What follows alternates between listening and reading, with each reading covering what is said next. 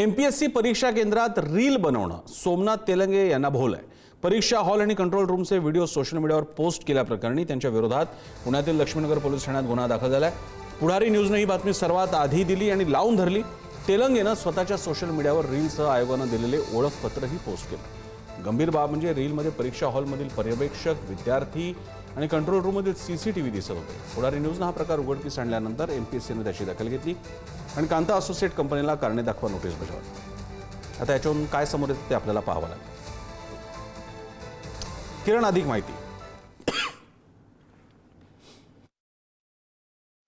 Sir, ज्या पद्धतीने हा एमपीएससीचा एकूणच परीक्षेदरम्यानचा जो प्रकार होता तो पुढारी न्यूजनं मांडलेला होता आणि त्याचा हा इम्पॅक्ट म्हणावा लागेल। लक्ष्मीनगर पोलीस ठाण्यामध्ये याबाबतचा गुन्हा दाखल झालेला आहे सोमनाथ तेलंगे याच्या विरोधात। त्याला हे एकूण रील करणं जे आहे ते कशा पद्धतीने भोवलं या सगळ्या दरम्यान समोर आलेलं आहे। गोपनीयतेचा भंग त्याने केला अशा स्वरूपाचा त्याच्यावर ठपका ठेवण्यात आलेला आहे। ज्या कंपनीकडनं त्याला आयडेंटिटी कार्ड देण्यात आलेलं होतं त्या सगळ्या संदर्भानं ही लिंक या सगळ्या दरम्यान समोर आलेली आहेत।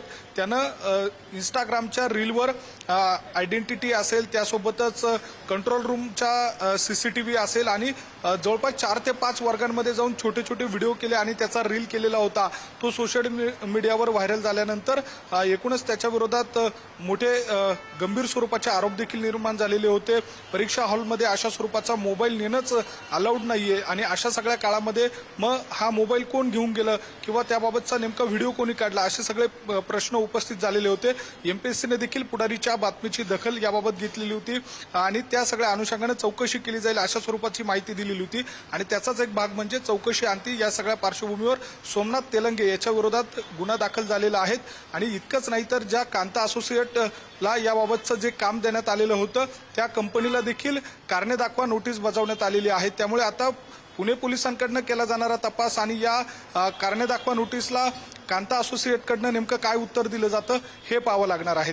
प्रसन्न सर, धन्यवाद किरण।